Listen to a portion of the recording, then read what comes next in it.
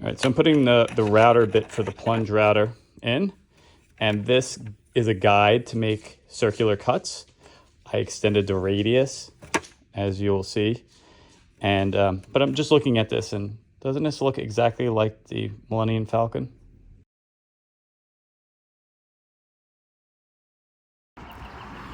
I'm here in my carport, and I want to show you what I created to cut that perfect transition. Usually you take a string or a piece of wood and a pencil and you draw out the transition, then you take a jigsaw. But the jigsaw, I always struggle with keeping a straight line. I veer off, and it's never been perfect. So I took my little bike rack that I made last summer, and I just added some, prop it up. And as you can see, I have the radius up here. I'll turn around the camera. And up here I have all the different dimensions. I'm gonna make one that's about 7 foot. It's actually 6 foot 11 and a half. And I have it, whether you wanna have 3.5 on the bottom, or if you wanna have 5.5 or a 2x6. So this thing turns, as you can see, and I have something to attach a router to.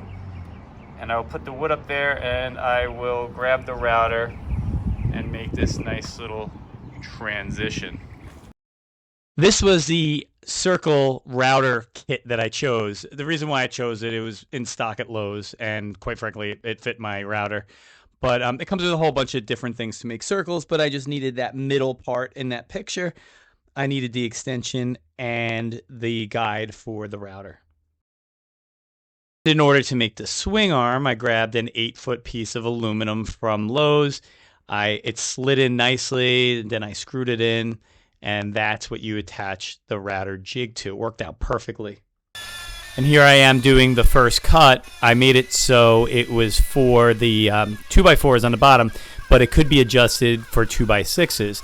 And now you can see that it starts swinging up. It's a little jittery, and the reason being is that you're using a router to cut. It's basically using like a drill bit to cut, and this wood was very, very wet. But as you'll see as the video goes on, it came out pretty well.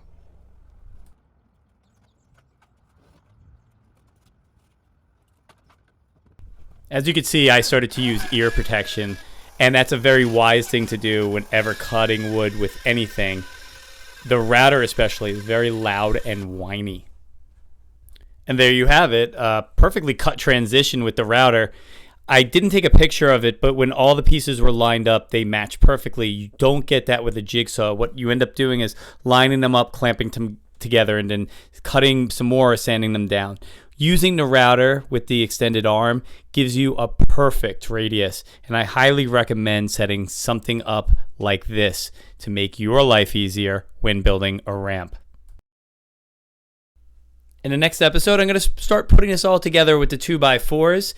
That'll be episode 5.